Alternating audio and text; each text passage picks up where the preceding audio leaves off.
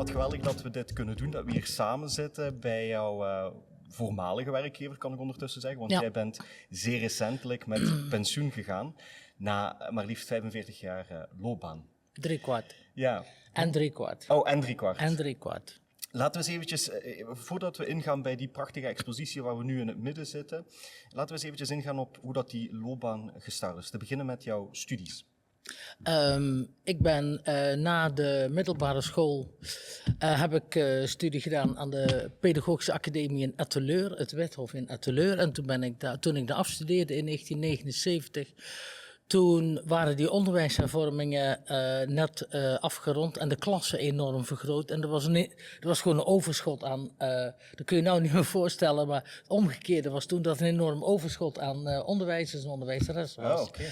En op 1 vacature waren 600 sollicitanten, dus ik heb dat na 10 keer, dat kun je niet meer voorstellen, maar dat was zo. En toen zat ik in de eindexamenklas van de Pedagogische Academie en ik deed geschiedenis, als dat heet specialisatie, was een examenvak.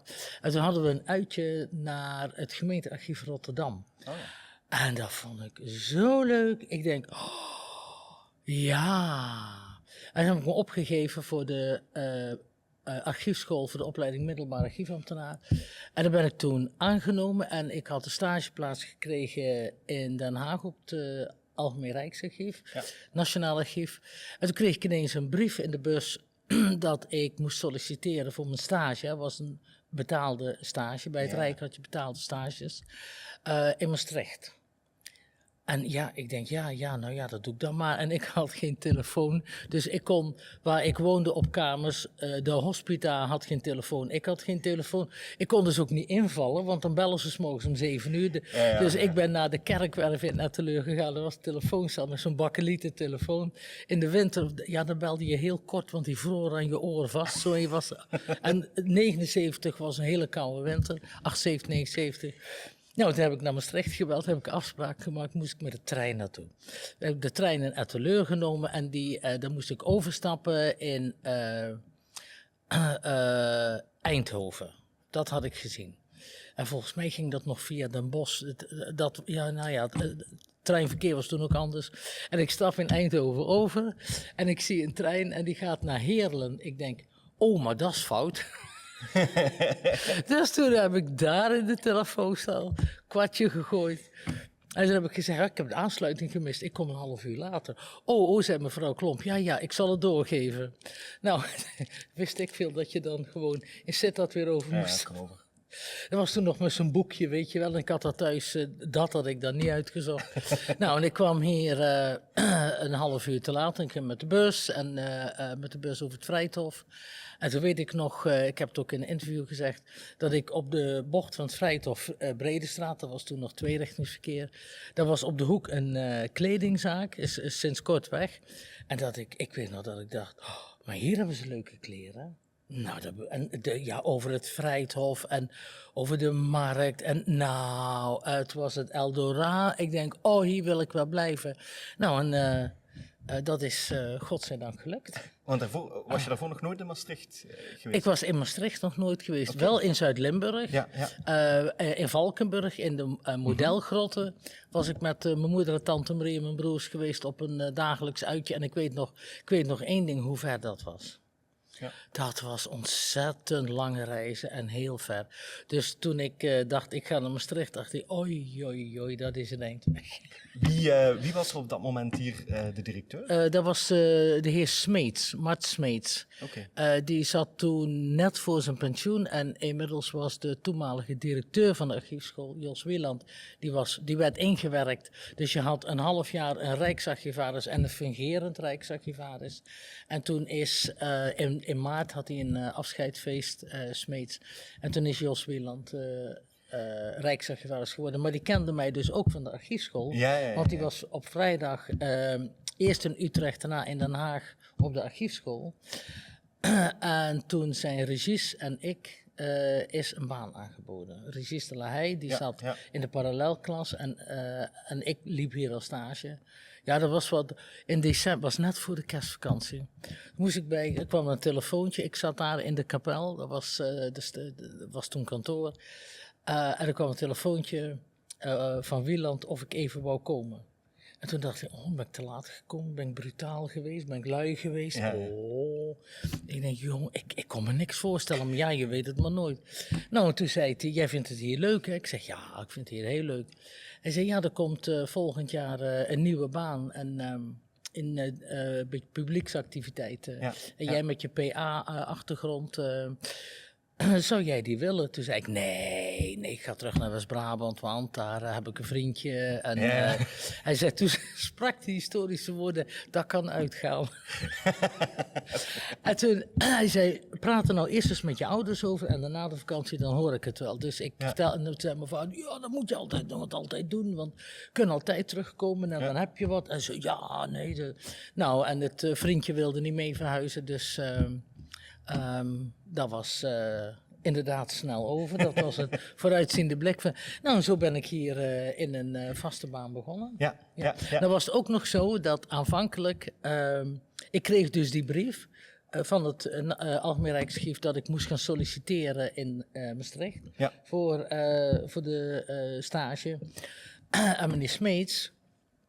Die zei toen, ja, juffrouw, u moet het zich niet persoonlijk aantrekken hoor, want ik ken u niet en ik heb niks tegen u. Maar wij hoeven eigenlijk dit jaar geen stagiaire. Maar ja, u, letterlijk, u bent ons door Den Haag door de strot geduwd, dus nemen we u. Oké, dus dat is even van te moeten. Het is aan alle kanten goed uitgepakt.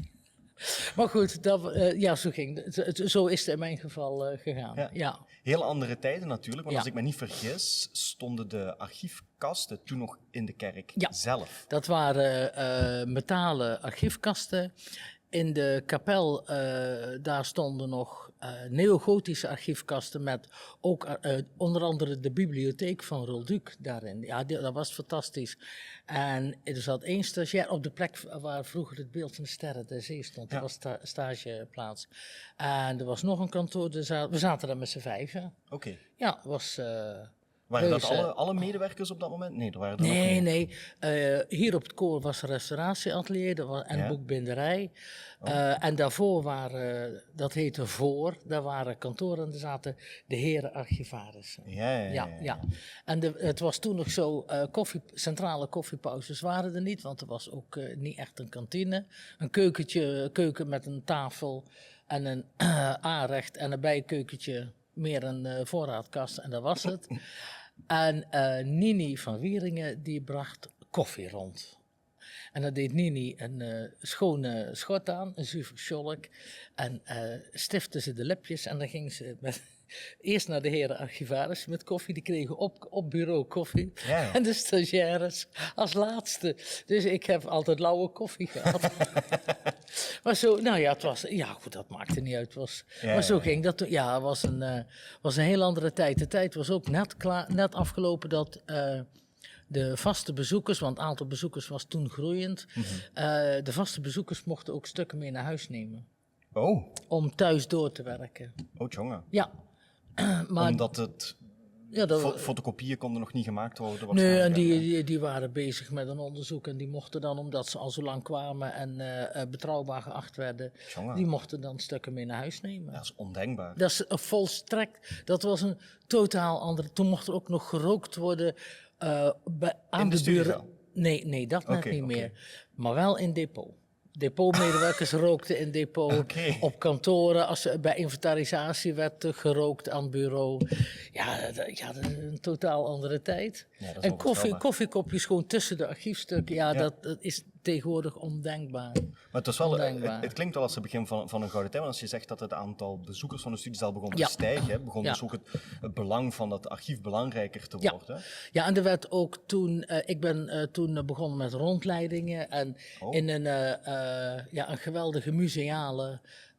vitrine tentoonstellingen en dan met name van wat kun je uit militaire archieven, wat staat in dooptrouw, begraafregisters, wat zit in kloosterarchieven, echt de inhoud van de archieven verduidelijken en toonbaar maken. Want Regis de La Haye is toen begonnen met gidsen, een gids met Latijnse woorden in dooptrouw, begraafregisters, afkortingen. Er waren toen ook een paar paleografische atlassen verschenen, landelijk. In 1980 was verschenen een Nederlands stuk, een prachtig boek met de 100 mooiste archiefstukken van Nederland, waar ook Maastricht in vertegenwoordigd is. Dat begon toen allemaal, dus dat was al in gang gezet dat die archieven onder de van MUF, SUF en DUF in de belangstelling gezet werden.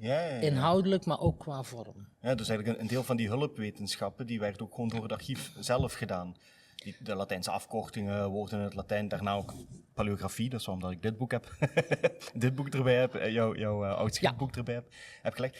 Educatie, rondleidingen, was het HCL? Lezingen, Regis de La Haye heeft Limburgse voorouders, dat is nog steeds de gids voor genealogisch onderzoek in Limburg, heel uitgebreid.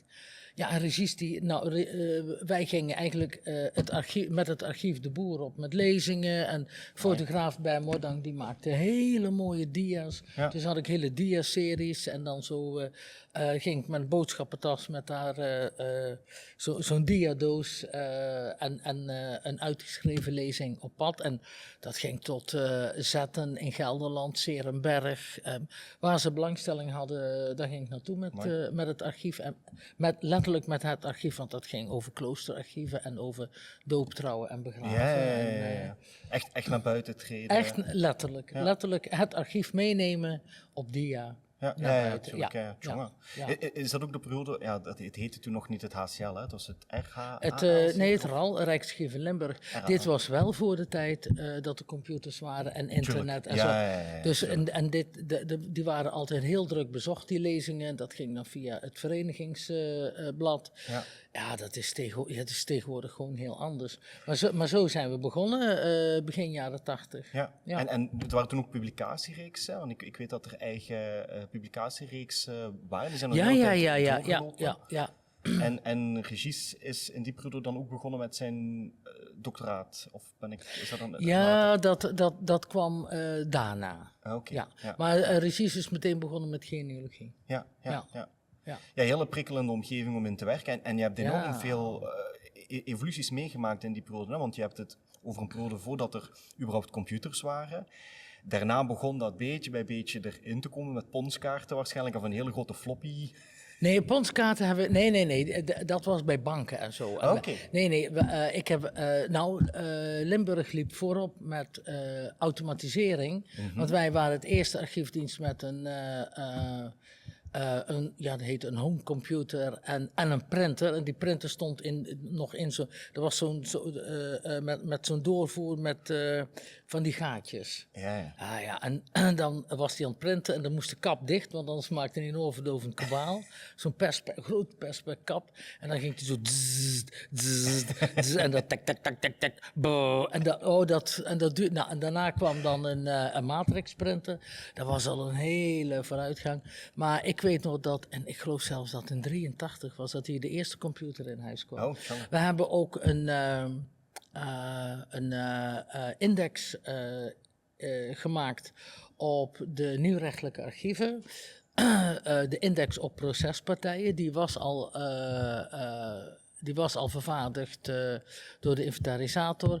En die zijn dus gewoon uitgetypt en overgetypt. En die liggen nog achter de balie. En daar wordt nog steeds gebruik van gemaakt. Dat is nog steeds actueel. En dat is bijna, met rondleidingen liet ik dat ook wel zien, die is uit 1987. Ja, dat is op zich al een museum. Maar hij doet het nog steeds. En Limburg was ook het eerste archief dat... begon in de jaren 70 met het laten maken van indexen op de kerkregisters. Dat werd gedaan door sociale werkplaatsen. Daar werden dan fotocopieën van gemaakt van de originele. 1 exemplaar werd ingebonden en op studiezaal gezet, want die waren veel te fragiel. En een ander exemplaar van de fotocopieën, die ging naar de sociale werkplaatsen in, dat waren de Westronbedrijven in Roermond en de Ressen in Weert. En er was een afdeling administratieve dienstverlening en die maakte dan alfabetische indexen op. Dat hebben ze ook gedaan op de nationale militie. En op alle huwelijken uit de hele provincie. Dus zoals je nu eigenlijk via Wie Was Wie zoekt, zoek je daar en op een uitgetypte en ingebonden versie. En het zoekt eigenlijk veel handiger, want je kunt van meerdere schrijfwijzes heb je meteen een overzicht wat er is. Oh nee, moet ik daar nog even zoeken. Ja. Dus eigenlijk, en hij is compleet. Wie was wie is nog lang niet compleet. Maar die centrale huwelijksklappen, dat is, ja, en als je iemand zoekt die ergens in een ander dorp getrouwd is, ja, die vind je binnen de provinciegrenzen van Limburg. Die vind je, ja, dat zijn onwaarschijnlijk goede bronnen. Ja. En daar liep Limburg, heel lang hoorden wij, liep Limburg voorop van bezoekers die in andere studiezalen kwamen. Van, oh, wat zijn jullie hier toch veel verder dan in de rest van het land. Mooi. Wow. Ja, het is inderdaad wel, mensen hebben altijd het beeld als iets gedigitaliseerd wordt of online geplaatst wordt, dat het allemaal te vinden is. Maar vaak, wat nog niet heel goed op orde is, dat noemen ze dan linked open data, is dat dingen goed naar elkaar doorverwijzen. En dat heb je vaak wel in echt gecureerde overzichten, waar dat je alles samen inraapt. Net zoals een selectieve bibliografie bijvoorbeeld. Dat heb je ook binnen de hulpwetenschappen. In België noemen ze dat heuristiek. Ik weet niet hoe dat ja, in Nederland. Dan had je zo van die hele dikke cursussen. Van vinden. Ja, waar vind je wat? Het? Heuristiek. Welke archiefvormers zijn er allemaal? Men had hier, en dat is wel interessant, want dat wist ik helemaal niet, dus ook een restauratieatelier. Ja, dat is begonnen als boekbinderij. Ja. Ook om... er werden twee soorten boeken gebonden. Fotocopieën voor de studiezaal, maar ook gerestaureerd. Oude boeken gerestaureerd. We hadden al vrij snel een restaurator. Ook, dat was ook gekomen met het project, het insealen van alle middeleeuwse oorkondes. Ja. Want wij hebben er 14.000. En toen ik hier kwam, was het hele kapittel van Sint-Servaas, plus nog een aantal andere kloosterarchieven, de kleinere chattes, die waren gerestaureerd, gevlakt. De zegels, gerestaureerd, bijgewerkt. Ja. Een beetje was erbij dat ze dus niet meer uit elkaar vielen. Ja. En die werden gefotografeerd. En ingeseald in Lexaan. Dat was speciaal ontwikkeld door General Electric Plastics in Bergen op Zoom. Ja. En dat werd met geluidsgolven aan elkaar gelast. Oh, dat was een heel nageluid, dat kon je niet al te lang doen. Zelfs niet met koptelefoon op. En dan een gedeelte werd aan elkaar gelast en een gedeelte bleef open. Want als je dat helemaal afsluit, dan gaan die organische stoffen uit die inkt, die werken. Ja. En dan slaat dat neer en dan stikt het in zijn eigen uitlaatgassen, zeg maar. Dus vandaar... Het is heel uniek, want de meeste archieven waar dat ik geweest ben, ik heb ook de middeleeuwen bestudeerd, daar worden de zegels losgekoppeld van de charters en andere documenten, om ze apart te bewaren. En hier zitten ze echt nog aan het document. Worden ze daar vanaf geknipt? Ja. Nog steeds? Ik weet niet of dat nog steeds gebeurt, want dat zijn vaak dingen die in de jaren 80 en 70 waarschijnlijk zijn. Serieus? Oh nee, toen werd dat hier... Nee, we hebben wel een hele mooie collectie Maastrichtse schepenzegels. Maar dat is ook meer een museumexemplaar dan een aanmoediging om door te gaan op de ingeslagen weg. Want vooral niet doen. Prachtige charters met gouden zegels bijvoorbeeld. Ja, er zit twee. Uit het archief van het kapittel van Sint-Servaas. Dat is met bladgoud. Ja, en die zijn punt gaaf. Prachtig, fantastisch. Ja. Dus die charters en de bewaren daarvan, het speciaal type van plastiek. Hè, want als mensen ooit een tour krijgen in de charterkamer, dan kan je dat ook zien. Dat is echt prachtig.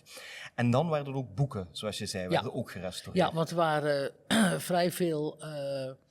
oude, dan heb ik het 18e eeuw en daarvoor, hè. Ja.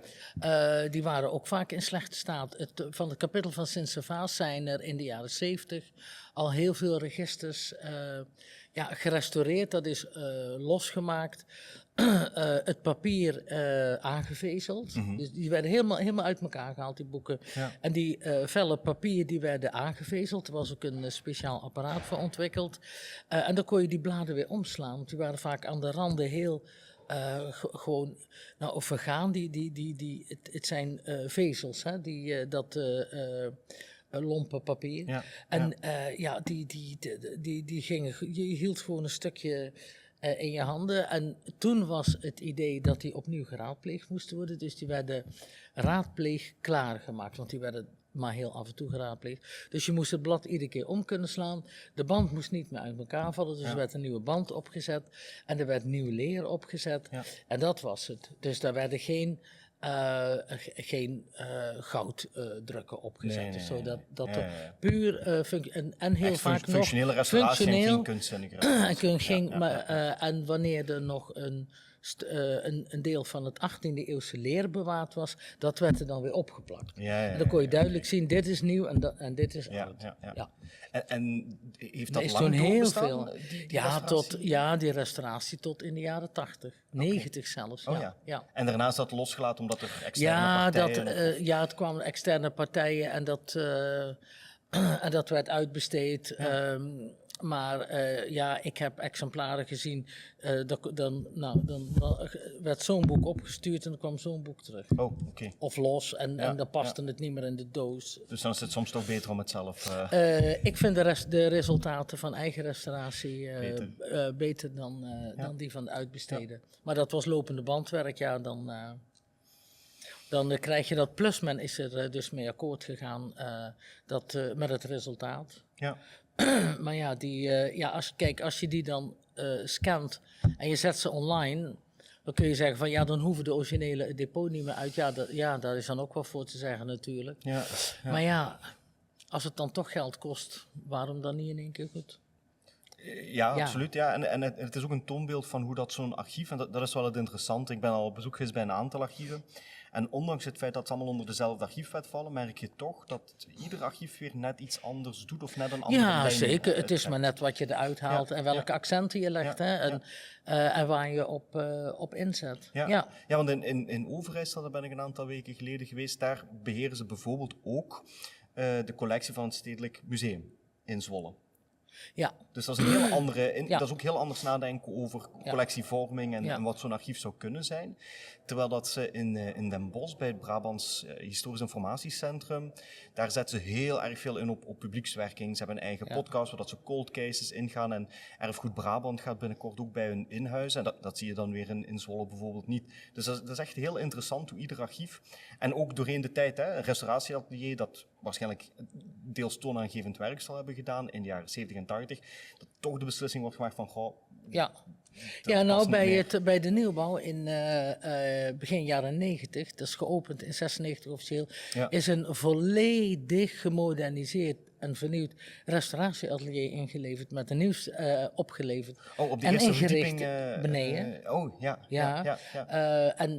Daar is al vrij snel besloten om daar afscheid van te nemen. Ja, de renovaties, maar dan springen we al een heel stuk verder in de tijd. In het begin had je dus hier die archiefkasten staan, hier staat een restauratieatelier en dan in het midden van de jaren 90 wordt die renovatie... dat is eind jaren 80 mee begonnen. Zijn ze mee begonnen en midden jaren 90 wordt die opgeleverd? 94, 96. En dan krijgen we eigenlijk het archief zoals het er nu uitziet, met de studiezaal. Hier was de vloer waarschijnlijk nog niet opgehoogd, of... Nee. Dit hier met die grafstenen, dat is helemaal nieuw. Ook de ruimte daaronder, die is dus uitgegraven tijdens de restauratie. Dat is geen oude crypte die er ooit gezeten heeft. Nee. Veel mensen denken dat. Maar dat is niet zo. Die is ingericht als ruimte om lezingen te houden, vergaderingen en zo. Daar is en dan zijn ze de grond ingegaan om daar de depots te vestigen? Op de Binnenhof. Een gat van 10 meter diep. Een enorme kuil. 3 verdiepingen naar beneden van allemaal archiefdepots. Wel heel dicht bij de Jeker, dat wel. Maar dat zoals we wel bedacht hebben dat kan. Ja, uiteindelijk kon het. Een paar keer bijna fout. Het is een paar keer fout gegaan, maar toen stond er nog geen archief in. Oké, gelukkig. Precies. En met de overstromingen in 2021? Nee, hebben we geen last gehad. Oké, gelukkig. Want dat was wel een goede test die in Valkenburg heel anders is afgelopen. Ja, maar het is hier überhaupt goed afgelopen. Hè? Ja. En wat ik heb begrepen van de documentatie die ik uit die periode kon vinden, is dat men er eigenlijk bewust voor gekozen heeft om binnen een levend monument eigenlijk dat archief vorm te geven. Ja, want er was eerst de discussie, blijven we in dit gebouw? Er waren ook plannen om, net als het gouvernement, naar Heugem te gaan. En uiteindelijk is toch, omdat het een rijksmonument was, gekozen om hier het archief te vestigen. Maar ja. dat is wel een hele discussie geweest. Want ik weet nog dat begin jaren 80 ook plannen waren om in het voormalige Kruisherenklooster een dependance. En dan was hier archief en daar studiezaal. En dan zou een autootje op en neer rijden met de stukken. En er zou nog een extra depot gemaakt worden in het oude... Warenhuis van Mausen in Wiek. Oh ja. Maar dat zijn allemaal plannen en die waren al doorgewerkt. En uiteindelijk is toch hier voor deze oplossing gekozen. Ja. En ik moet zeggen, de meest historische collectie van Nederland zit in een prachtig historisch gebouw. Want dat raakt momenteel een beetje buiten beeld. Maar het Rijksarchief Limburg had altijd van alle Rijksarchieven de mooiste en de oudste collectie. Ja. Utrecht heeft iets meer shutters, middeleeuwse oorkonden, maar Maastricht heeft veel oudere, veel mooiere, veel diverser. En ook de wordingsgeschiedenis van de provincie, die zie je terug in die oude archieven. Het lijkt het is een totaal andere geschiedenis dan de rest van Nederland, het noorden. Absoluut. En met heel veel link naar Brussel, naar Keulen, Düsseldorf, Spanje, Den Haag, Wenen. Ja, je ziet heel goed die grensligging. Die blijkt heel... Het oudste dat vond archief... ik ook altijd zo interessant, dat de geschiedenis hier zo veelzijdig en divers was. Ik vond het heerlijk. Ik vond een historisch Eldorado. Ja, dat is ook. Het oudste archiefdocument van Nederland bevindt zich ook hier. Dat is de charter van Otto I. En net zoals je zelf aangeeft, het is een hele rijke collectie. Het is een hele grote collectie. Maar jammer genoeg, zeker als je het vergelijkt met de andere provincies, vaak nog onderbestudeerd. Ja, onderbestudeerd. Ja. Nou, gelukkig is er nu dat project... van oorkondes van Ad Veenhof. En daar wordt wel heel veel gedaan aan publiciteit. Absoluut. Ja, dat is een fantastisch project. Fantastisch, Maar wat eigenlijk nog mis, en dat heb je bijvoorbeeld in Utrecht wel, en in Leiden wel, en in Amsterdam ook, die bronnen die ze hebben, die worden heel goed benut. Tig boeken die verschijnen, ook academische studies, lezingen. En je ziet echt dat die Randstad, ook omwille van het feit dat universiteiten daar geschiedenisprogramma's hebben, er wordt enorm veel mee gedaan. En hier mis ik die kritieke massa. Er zijn een aantal fantastische denkers, gelukkig in Limburg, mensen die buitenproportioneel veel werk doen om die geschiedenis boven water te halen. En daar ben jij er zeker één van. Maar wat je niet hebt, is een hele grote basisbodem van mensen die af en toe eens iets met geschiedenis doen. Ja, dat klopt. Dat scripties is zo. Ja, die kregen we wel heel veel, jaren 80. Ja. Toen geschiedenis nog gewoon een doctoraal en of een kandidaats en een doctoraal was. Maar ook bij de opleidingen wordt steeds minder archiefonderzoek verwacht. Zelfs op de opleiding tot archivarische paleografie afgeschaft. Dus het ouderwetse hand- en vakwerk... dat is er minder. Ja, dat is aan het verdwijnen. Maar het is ook jammer dat de focus niet meer ligt op echt geschiedbeoefening met alle belangrijke bronnen die we hier in huis hebben. Dat vind ik dat zou een hele spijtige afslag zijn, laat ik zo zeggen. Hij is er nog niet, maar het zou een zeer spijtige afslag zijn en ook geen recht doen aan de bronnen die we hier hebben en waar we ook een zorgplicht voor hebben. Absoluut. Want er is een verschil tussen het passen op de winkel. Het is het verhaal van de talenten, woekeren met je talenten. Degene die zegt, ik heb er netjes op gepast. Die wordt dus niet beloond, maar degene die wel het risico genomen heeft en gewoekerd heeft met de talenten, die wordt beloond omdat hij er wat mee gedaan. Had ook fout kunnen gaan, maar hij heeft er wat mee gedaan. En dat vind ik nog steeds een hele mooie. Vond ik vroeger altijd een heel onterechte parabel. Denk ik, wat is er nou mis met die jongen die gewoon heel braaf op dat geld gepast heeft? Nou, eigenlijk dus alles. Want dan woeker je niet met je talenten. En als je die hebt, heb je ook een plicht om er wat mee te doen. Ja. Hetzelfde geldt voor die collecties. Ik bedenk het ter plekke, Joris. Nee, maar ik vind het een hele mooie. Ik vind hem ook heel passend, want als je prachtige dingen in een archief hebt liggen, dan, zeker als je op zo'n prachtige historische locatie zit, heb je een plicht om er zoveel mogelijk mensen naartoe te trekken, om er gewoon iets mee te doen, om eer aan te doen aan dat verleden. 14.000 oorkonden. Ja. dat zijn dus eigenlijk 14.000 scripties die geschreven zouden kunnen worden. Ja, Ik stel ben je er voor niet één... niet voor elke oorkonde... Het is niet allemaal even interessant. Nee, nou, het gaat allemaal over geld. En, Wel, ik heb economische geschiedenis gedaan, dus voor mij is dat dan wel interessant genoeg. Nee, Maar ik wil maar zeggen, met een hyperbool hyperbool wil ik maar aangeven, er zit nog zoveel rijkdom. Dat maakt mijn werk ook makkelijker, hè, want ieder onderwerp dat ik verzin vanuit de archieven kan ik meteen een onderzoek mee doen dat nog amper gebeurt of zelfs helemaal niet. Ja. Met de briefhoofden merken we dat heel goed. Jacques van den Boogaard heeft daar ooit een artikel over geschreven. En dat is het dan, zo'n beetje. Dus alles wat je doet heeft dan nieuwswaarde. Hetzelfde met die vondelingen. Ieder verhaal dat je daaruit kunt puren is toch weer iets dat mensen eigenlijk, zodra ze beter beginnen kijken, heel diep raakt. Het hoeft niet alleen genealogisch onderzoek te zijn. Het kan ook nee, want geschiedenis gaat... dat heb ik ook met name gemerkt bij die tentoonstellingen, lezingen en verborgen verleden. Ja. Geschiedenis moet gaan over mensen. Ja. Ja. Toen ik op de lagere school zat, mochten wij... ik heb 3 jaar bij de SUR gezeten, SUR Donata. En als je klaar was met je werk, dan mocht je iets uitzoeken, een boekje om te lezen. Maar in ieder geval mocht je iets voor jezelf gaan doen. Nou, en wij hadden in de klas een historische reeks... met boekjes over ridders en weet ik wat. Ik weet dat het geel was. En ik heb dat verslonden. Maar dat waren verhalen over mensen. Feiten... is de kapstok waar alles aan hangt. Hè? Ja. En politieke geschiedenis bepaalt hoe het met mensen gaat. Dat is politieke en staatsrechtelijke geschiedenis. Ja, zo is de maatschappij ingericht. Want met de wet in de hand kun je, God weet wat voor misdrijven plegen. Ja. Lex dura, sed lex, zeiden de Romeinen. Dus dat is wel van belang. Maar het gaat uiteindelijk altijd over... mensen. Ja. En over gewone mensen is in archieven doorgaans niet zo heel veel te vinden. Wel als je weet hoe je moet zoeken. Ja. Maar het meest in het oog lopende, al die grote mooie oorkondes, die gaan over hele belangrijke mensen en over geld, over bezit. En degene die bezit hadden. Ja. En 95% van de bevolking, dan is er nog een conservatieve schatting, had geen bezit. En werkte voor de overige 5% tijdens het ancien regime. Hebben de Franse... eventjes verandering ingebracht.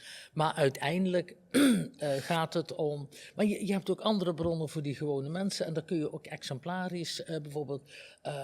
het verhaal van de bokkenrijders vind ik daar een heel... Ja, dat wil er maar niet uit, dat van die bokkenrijders. Ja. Het is een grote justitiële dwaling. Want het hangt af van de opsporings- en de verhoormethode. Ja. Hoe groot... de groep is en wat ze allemaal wel niet gedaan hebben, maar dat toch letterlijk bekend in een onder tortuurverhoor. Ja.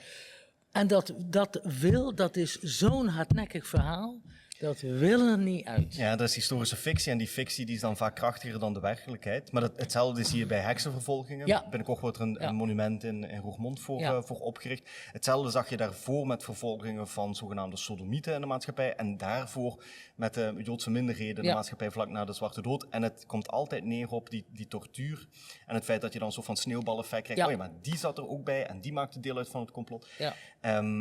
En dan is het heel belangrijk dat je feitelijk in de bronnen gaat terugkijken wat daar nu staat en ook heel goed die historische kritiek toepast. Ja, maar wat is het proces hierachter? Ja. Waarom doet men dit? Welke gegevens komen daar nu feitelijk uit? Ja. Zijn die gegevens je moet altijd vragen stellen aan de bronnen en vragen stellen aan de geschiedenis. Maar vaak gaat dan een verhaal beginnen leven. En dat is net waarom het zo belangrijk is om, zoals je in het begin al zei, om toch archiefonderzoek te doen. Wat mij een beetje frustreert in de huidige opleidingen voor geschiedenis, is dat de meeste studenten, zelfs als ze afstuderen met een master in geschiedenis, niet verwacht worden om ook naar een archief toe te zijn gegaan tijdens hun opleiding. Ik denk, maar dan lever je dus alleen maar mensen af die andere teksten lezen en zich een mening vormen op basis van die teksten. Ja, dat ligt er al aan. Ja, maar dat ligt er aan. Precies, maar het begint altijd met literatuur wat er al is. Absoluut, je moet weten wat de context is. Ja, en dat zou bijvoorbeeld bij de bokkerij zou ik zeker beginnen met het artikel van Louis Augustus over...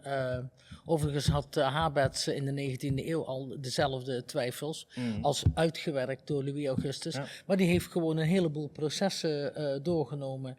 Ik heb voor een opname van National Geographic over de bokkenrijders de bokkenrijdersprocessen is doorgenomen die bewaard zijn. Althans, een aantal die bewaard zijn. En daarin is die worden net zo lang gemarteld totdat ze de dag daarna bij hun bekentenis blijven. Ja, natuurlijk. Als ze moeten het wel herhalen zonder tortuur. Precies, en als ze dan zeggen, ja, maar ik heb dat gisteren gezegd omdat de pijn niet meer te harde was, dan gaan ze opnieuw de Spaanse stiefels. Net zolang tot ze buiten banden van ijzer herhalen dat. En sommigen die konden hun eigen bekentenis niet meer tekenen, want door de duimschroeven konden ze niet meer schrijven. Ja, het ten hemel schreien, nou, het werkelijk. Ja. Oh ja, en dat is gewoon doelbewust zo hoog mogelijk aantal van die benden. Het was gewoon letterlijk een heksenjacht. Ja. Iets interessants wat je daarnet zei, en dat is wat minder gruwelijk is voor de luisteraar misschien ook leuk om het wat lichtvoetiger te houden. National Geographic, daarvoor Verborgen Verleden. Je hebt heel veel deelgenomen aan allerlei vormen van publiekswerking, zou ik dat noemen, of communicatie, tv, radio, kranten. Ja. Hoe ben je eigenlijk in die rol gegroeid? Nou, het is begonnen met dat ik rondleidingen deed en lezingen. En wat was mijn allereerste...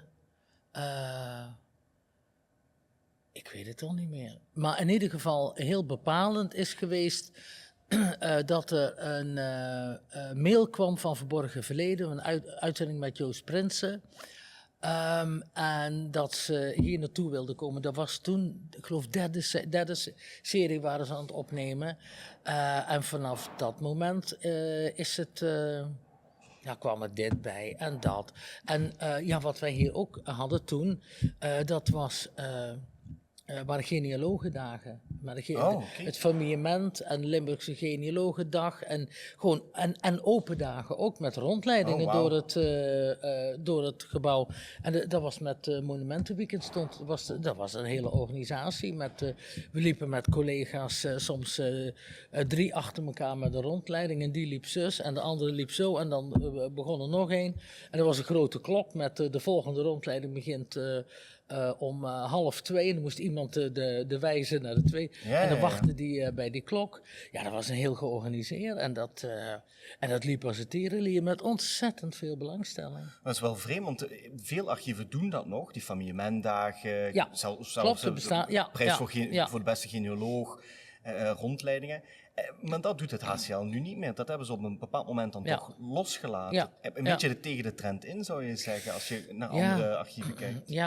Ja, ik vind het zeer betreurenswaardig. Ja. Want er is ontzettend veel belangstelling voor. En en ik bedoel, de hele toko hier wordt overeind gehouden met belastinggeld.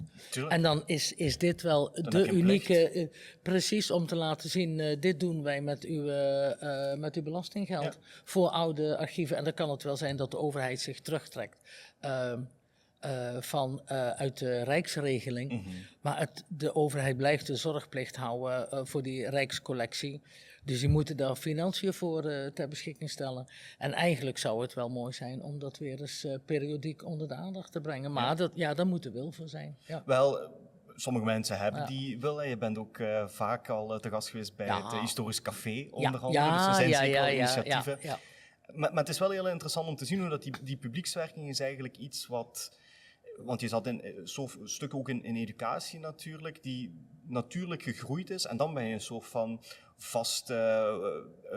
vast terugkomende expert geworden in Verborgen Verleden. Dat is altijd heel leuk om te zien. Dat is ook heel leuk om te doen. Want daar heb ik heel veel van geleerd. Van wat van die cues, heet dat in verhalen, zijn om een verhaal levendig te maken. Ja. En hier gaat het om, want er staat dit, en wat betekent dat? En hier staat dit, en daar staat dat, en wat hebben die met elkaar te maken? En je moet ook vaak onder de teksten door blijven zoeken tot er daar weer wat opkomt. En verbanden leggen. Gewoon heel eenvoudig. En een verhaal vertellen, een van de regisseurs, die zei ook, ik zeg, dan hebben we dit ook nog. Hij zei, hij zei, dat kunnen we doen, maar dan moeten we dat zijspoor uitwerken. Werken we dat niet uit, dan moeten we het niet noemen, want dat geeft verwarring voor de kijker. Ik denk, en dat is een hele belangrijke. Als je iets noemt, moet je zeggen waarom je het noemt en waarom je het niet uitwerkt of wel uitwerken. Ja. En als het niet uitwerken eigenlijk, ja, dan kun je het net zo goed niet noemen. Ja, ik had het ook met, dat is wel een hele grap, want ik had het met onderwijs. Dus ik probeer dat altijd ook te doen als ik lesgeef. Want wat mij altijd frustreerde is dat je een hele erudite professor hebt die het ook goed kan uitleggen, die dan aan het begin van zijn of haar les zegt van kijk, ik ga daar later in de les nog eens op terugkomen en dan gebeurt dat niet en dan blijf je enorm op je honger zitten. Ja, maar hoe zat het nu met die ene ridder die daar in die beerput of zo te rijden zit? Ja. Nou ja, ik moet zeggen, PA is daar ook wel een hele goede, althans de PA waar ik op gezeten heb. Daar leerde je soms op de harde manier om voor de klas te staan. Ja, dat was... Kijk, tegenwoordig hebben ze heel veel... er is gewoon gebrek aan leerkrachten. Ja, absoluut. Nee, want bij ons op de PA werden ook mensen die kregen een zogeheten concilium abeundi. Die zeiden van wij gaan jou niet opleiden. Wij gaan jou het diploma niet geven. Want onderwijzers die wij afleveren, daarvan... Moet een bepaald niveau... Ja, daarvan staan wij garant voor een... maar dat was in die tijd dat je dus... overaanbod had. Ja, overaanbod. Was gewoon... wat dat betreft, alles was gewoon een heel andere tijd. Ik denk wat wel mooi is, dan zullen we stilaan naar jouw expositie toebewegen. Los van alle keuzes die in het verleden gemaakt zijn. Ik begrijp wel, in het verleden had jij veel meer nog te doen als het ging om lezingen, rondleidingen, educatie. Je hebt wel een heel mooi afscheid kunnen nemen met die Vondelingen-expositie. Ja. Voordat we het over de expositie zelf hebben, en we zitten er echt middenin, mensen zullen dat hopelijk zien op beeld, het thema. Waar kwam dat vandaan, de fascinatie met toch wel een behoorlijk beladen thema? Waar komt dat vandaan? Ik ben altijd dol geweest op babytjes, waarom weet ik niet. Maar als je mijn baby op de arm geeft, dan loop ik daar gewoon de hele dag mee rond en dan ben ik dik tevreden. En toen, ik heb dat boek Nederland in Stukken genoemd, dat was uit Limburg opgenomen en meneer Smeets, ja, dat is eigenlijk wel mijn mentor geweest, die had daar een briefje in op laten nemen en het ligt daar in de vitrine, dat is een gedichtje van een vondeling en dat gedichtje gaat. Hier lig ik zeer onbekwaam en Marianna is mijn naam. Mijn vader wilt mij niet, mijn moeder die is dood. Ik bid de lieve God maar om het dagelijks brood. En dat kindje is Maria Anna Dicht genoemd. Is ook kort daarna overleden. Ja. En dat heeft me gewoon heel erg geraakt. Ik denk, dat lag dus op een kindje. Dat de vondeling gelegd werd. Ja, daar zit armoede in, daar zit... mijn vader wilt mij niet. Ja, waarschijnlijk, hoe moet hij voor een baby zorgen? In ieder geval, het was onmogelijk en dat kind is te vondeling gelegd. En vanaf dat moment ben ik daar zeer in geïnteresseerd geweest. Ook omdat ik... toen lag dat nog buiten de deur, dat is in 1996 teruggekomen. Een hele reeks met processen verbaal van vondelingen. Van wie ze gevonden had, waar, hoe laat, in welke straat, wat die kinderen aan hadden. Want het moest allemaal. Of de jongen of een meisje was, of er een briefje bij lag. Of het bijzondere lichaamskenmerken had, bijvoorbeeld hier 2 dingen. Of... helemaal onder de puistjes of met zweren en schurft. Dat moest er ook bij. En de naam. En die zijn van heel veel kinderen zijn die bewaard.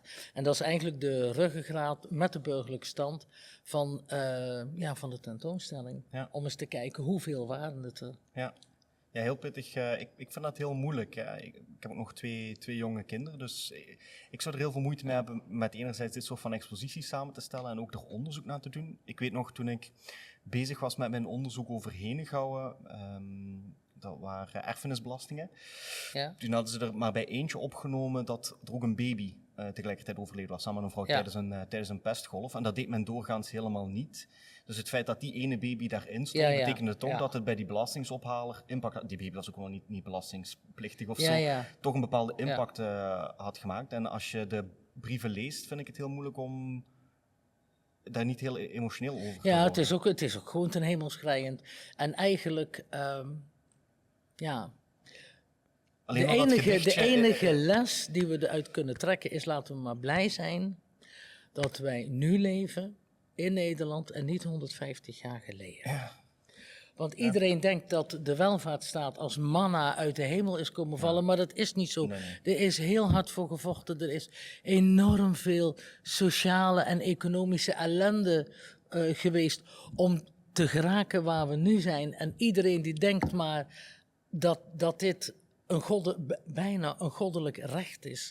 En dat is niet zo. Nee, het kan heel makkelijk heel anders En het zijn. kan zo, daar begin ik mee met de tentoonstelling. In de Franse tijd is een maatschappelijke orde die meer dan 1000 jaar bestaan heeft, met één pennenstreek opgeheven. Ja. Dus zeg niet dat het nooit kan veranderen. Het kan zomaar klaar zijn. Het kan zomaar afgelopen zijn. Ja. Al die kloosterskapittels die zijn opgeheven, geconfiskeerd, allerlei nieuwe maatregelen. Een zegening, want de hele moderne staatsinstellingen die zijn door de Fransen hier gerealiseerd. Daar begin ik mee van. Met één pennenstreek is gewoon 1000 jaar geschiedenis met de wet in de hand opgeheven. Ja, en zeker tijdens de middeleeuwen, want heel dat Caritas-principe ging ervan uit dat je eigenlijk geen verandering wou. Ja. Want de status quo zorgt ervoor dat je Caritas kan uitvoeren. Ja, dat klopt. En dat is, want er zit wel in de tentoonstelling, dat is in de Franse tijd iets wezenlijk anders geworden, namelijk een staatsbemoeienis met verlaten kinderen en vondelingen. Ja. Dat was ook wel een bemoeienis van op plaatselijk niveau van stadsbestuur, van dorpsbesturen, maar nu werd het departementaal bij het bestuur van het departement. Het werd gecentraliseerd en de staatskas voorzag in de financiële middelen om voor die kinderen te zorgen. Zoals ook voor wezen en voor armen. Dus dat was al iets totaal nieuws met een wetgeving ter zake. Dus het was een thema dat al tientallen jaren bijna op je radar stond, in 1996. Ja. En daarvoor al. En je wist al lang dat dit iets moois zou zijn om afscheid mee te nemen, of is dat pas dat is pas wat. Het is begonnen met, er moet dus een artikel komen. En toen ben ik onderzoek gaan doen, maar het is zo'n veelzijdig onderwerp. Ja. Het is niet alleen maar, waar was het Vondelingenhuis? Dat was de eerste hobbel, want die was in de Rue des Blanchisseurs. En dat is gelezen en geïnterpreteerd als de Witmakerstraat. Oh. Nee, dat was de Blekerstraat. En dat was bij de Ezelmarkt en bij de Bonnefante plaats. Nou, dus als je dat eenmaal weet, dan weet je dat het daar was. En daarna is het naar de toneelacademie gegaan. Oké. Maar het manco, ben ik achtergekomen in Maastricht, is dat er van het Vondelingenhuis zelf niets bewaard is. In Amsterdam heb je het archief van het Aalmoezeniers Weeshuis ik zat even voor de camera, zo'n serie registers van vondelingen. En dat was hier niet? Nee. Dus je moest het allemaal apart? Het moest allemaal apart van de processen verbaal, uit de geboorteactes. Ja, het is hier wat uit en daar wat uit. En dat is heel veel werk. Het is heel veel werk en bij elkaar sprokkelen, ja. En dan had je ook nog een complicerende factor, niet zo, maar die hebben we ontdekt dat er vanaf 1819 heel veel kinderen naar Maastricht werden gebracht vanuit Luik. Okay. Want in Luik was kennelijk na de Franse tijd geen vondelingenhuis meer, maar een hospice de la maternité, dus een kraamkliniek. Ja. En daar bevielen vrouwen, onder andere ongehuwde vrouwen. En die kinderen die werden op transport gezet als vondeling naar Maastricht gebracht. En er waren vroedvrouwen in het centrum van Luik, waar ook die werden vanuit Luik gebracht, zoals je bij het Maastrichtse... Het heet Maastrichtse vondeling, maar vondelingen die gevonden zijn bij het Maastrichtse vondelingenhuis. Die kwamen van binnen een straal van 30 kilometer. Kwamen niet. Nee, want er zijn in totaal 654. En dat waren dus niet alleen maar kinderen die uit Maastricht zelf afkomstig waren. Ja. We hebben iemand op bezoek. Wat ook opvalt aan die grafiek met de leeftijden, daar zie ik de leeftijden die ik verwacht. 1 dag, 2 dagen, een paar weken. Maar er zitten er ook kinderen in die al meer dan een jaar, 2, 3, 4 jaar, zelfs 5 tot 7 jaar. Ja. Dat had ik niet verwacht. Nee, er is 1 kind. Het Vondelingenhuis moest dus ook een rol hebben. En dat is een draaipoort die in de muur is aangebracht. Een halve ronding. En daar kun je een kind in leggen en dan bellen. En dan aan de binnenkant draaien ze die naar binnen. En dan halen ze het kind eruit. Ja.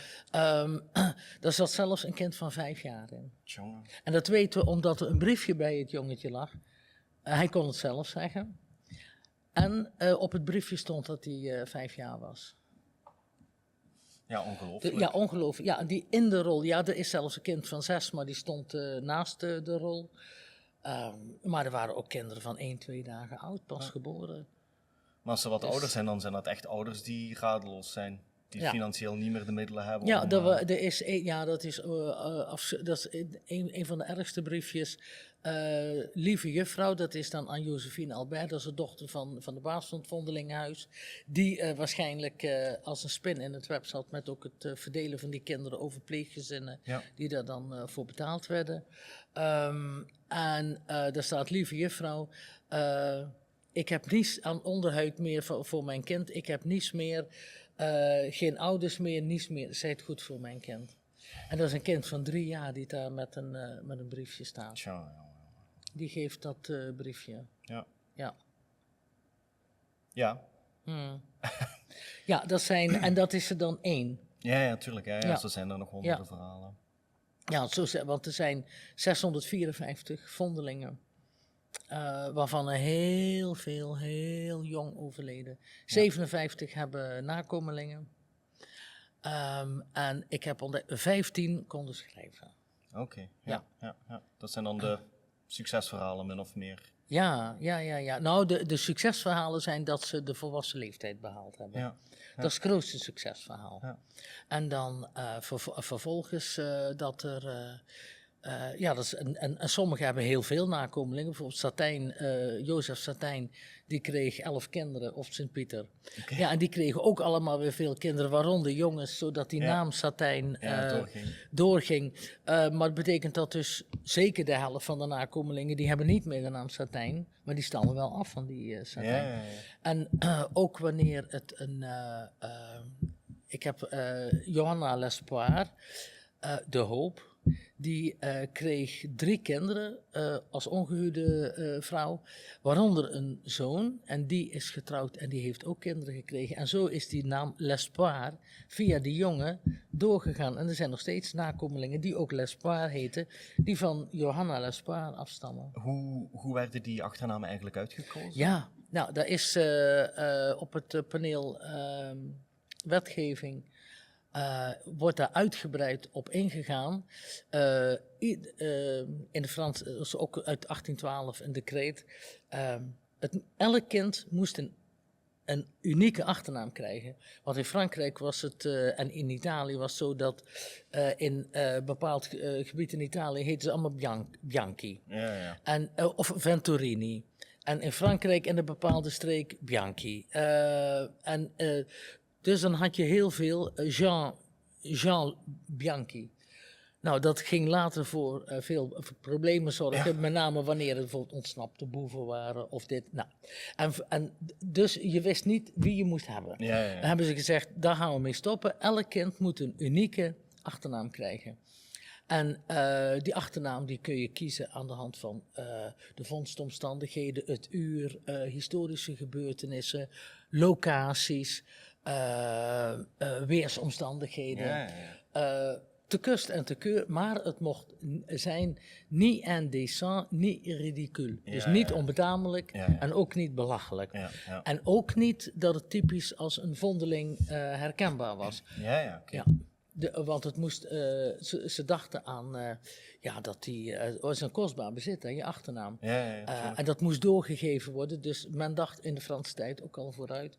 En dat waren eigenlijk de enige richtlijnen. En zo krijg je bijvoorbeeld Balthazar Sneeuw, die is op 6 januari gevonden, want Balthazar is een van de 3 koningen. En Sneeuw, het sneeuwde dus. En je hebt Caspar aanbidder, een van de 3 koningen, en die kwamen als aanbidders.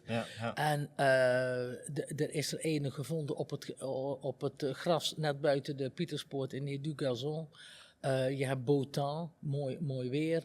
Je hebt het sprokkel, het eerste kind in februari, in de sprokkelmaand.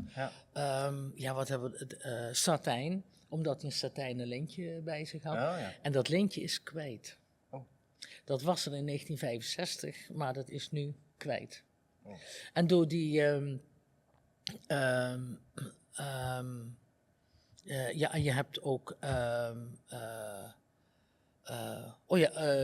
de voornaam Johannes Baptistus, omdat daar een prentje van de heilige Johannes Baptist en Hubertus Jacht, die is gevonden op 3 november. En een andere Hubertus Jager, die heeft zo'n doorgesneden prentje van Sint Hubertus. Bij het proces verbaal ligt het hert met het kruis. En de moeder hield dan de heilige Hubertus die daar knielde. En die bewaarden ze dan om die ooit samen te kunnen voegen om te bewijzen dat het hun kind is. Op die briefje staat ook vaak, het zal voor een tijdje zijn. Ik zal u vergoeden, ik kom het gauw halen. Maar, dat gebeurde amper. Nee, dat gebeurde amper. Ja. Nee. Ja. Officieel omdat niemand wist wie de moeder was. Ja. Maar toen het Vondelingenhuis dichtging in 1823, toen zijn opvallend veel kinderen daarna aan de moeder teruggegeven. Oh ja, oké. Ja, dus kennelijk wist men toch wel.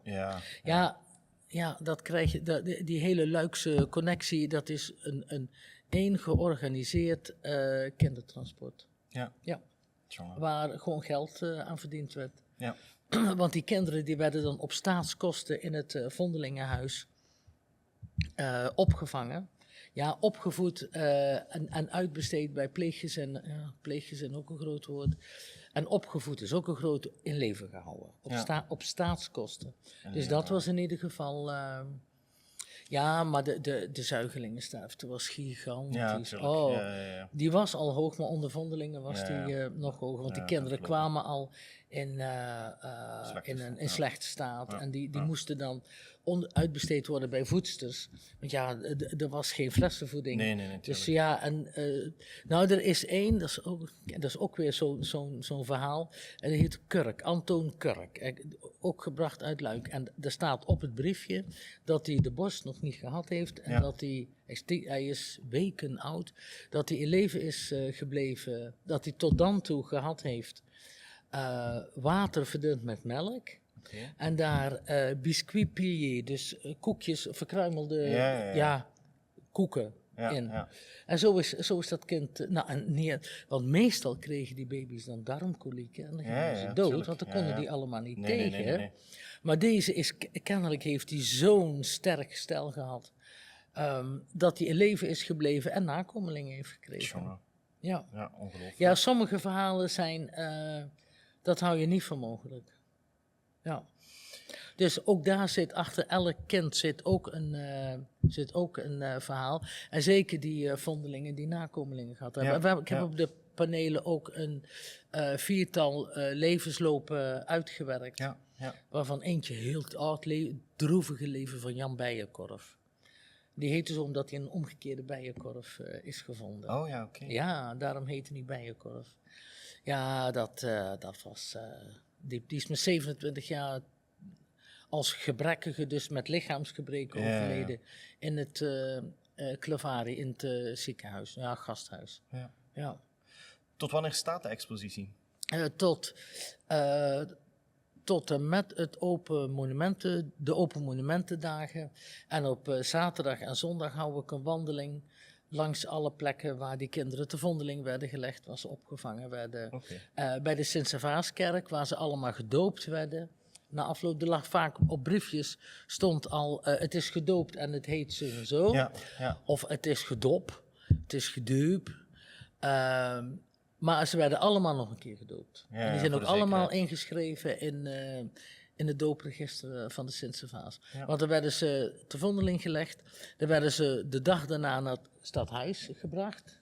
Er liepen altijd 3 mensen van het vondelinghuis. 1 die hem gevonden had, het kind. En aangezien het was altijd 's nachts. Dus de baas van het vondelingenhuis met zijn gezin woonde daar.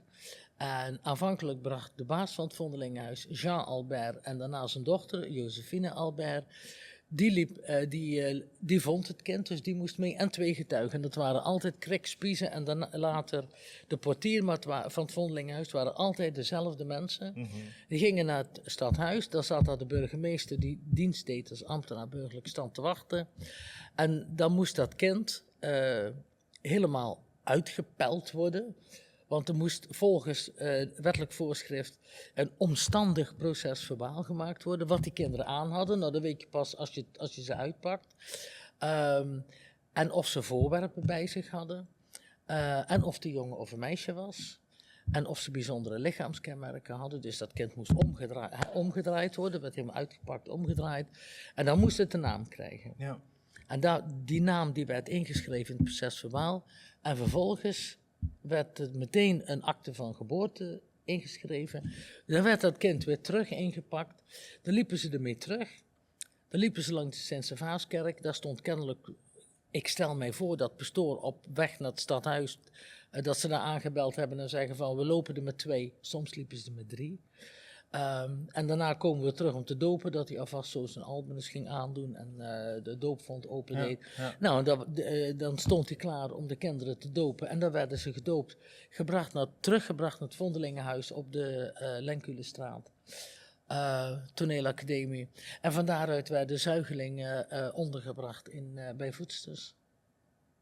Dus dat was nog een heel procedure en een heel protocol dat afgewerkt moest worden. Ja, dat gevolgd moest worden. Ja. Ja, typerend natuurlijk al voor de Franse periode dat men dingen gaat codificeren en volgens de regeltjes. Ja, want daarvoor waren er ook vondelingen en die werden dan bij voorkeur op een open plek waar veel mensen kwamen te vondeling gelegd. Voor het trappen van een abdij. En waar je bij Rolduc is in 1742 een kind gevonden, hebben we de akte van gevonden. Ja. En in Maastricht waren er ook vondelingen, maar dat waren er zo weinig. En die werden dan op kosten van de overheid, van het stadsbestuur, werden die ook opgevoed. Ja. En dat is dus in de Franse tijd allemaal gecentraliseerd in het centrale departementale gezag. Ja. De expositie staat er nu. Jij bent heel recent met pensioen gegaan. Wat is de volgende stap voor jou, Truus? Ja, we zullen eerst stappen. Nou, er zijn nog. Ik heb heel veel rondleidingen, dus heel veel belangstelling voor de tentoonstelling. Dus heel fijn. Ja, en dan weet ik het eigenlijk nog niet. Er is nog vrijwilligerswerk zat hier. We hebben een vrijwillige wiens verdienste het is dat die banner die hier ligt met alle 654 namen van de vondelingen plus de datum waarop ze gevonden zijn. Dat heeft Jean Dumoulin met meticuleus archiefonderzoek gevonden. Mooi. En dat zou eigenlijk, in Wie was wie moet dat allemaal nog wel rechtgetrokken en geharmonieerd worden. Dus daar ligt nog in ieder geval wel een taak. En misschien als vrijwilligerscoördinator? We zien het wel. we gaan het zien. Eerst dit en dan eerst het een en dan het ander. Ja. Hartelijk dank voor het gesprek, ook voor de expositie, ook voor dit boek en alle andere dingen die je de afgelopen decennia gedaan hebt om geschiedenis, erfgoed en cultuur in Limburg toch weer wat verder te brengen. Oké, dankjewel. Ik heb hier een fantastische tijd gehad. Mooi, en ik hoop dat hij nog niet klaar is. Ik hoop het ook. Ja, dankjewel.